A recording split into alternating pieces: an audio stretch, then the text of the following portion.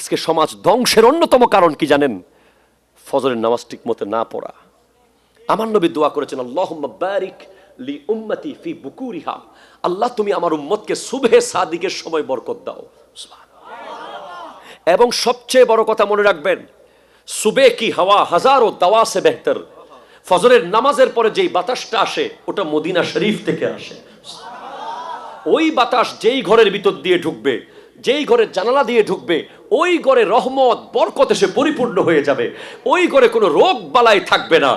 আর যেই ঘর ফজরের টাইমে দরজা জানালা বন্ধ থাকে, দরজা বন্ধ রাখে, জানালা বন্ধ রাখে ফজরের টাইমে, ওই ঘরে যতই টাকা কামাক কোনো বরকত হবে না, হবে না, হবে না। ঠিক কিনা কথা বলে? আল্লাহর একজন প্রিয় বান্দা, এটা কলাম আমি পড়েছি, উনি বলছেন ফজরের সময় কোনো মুনাফিকের নিঃশ্বাস থাকে না।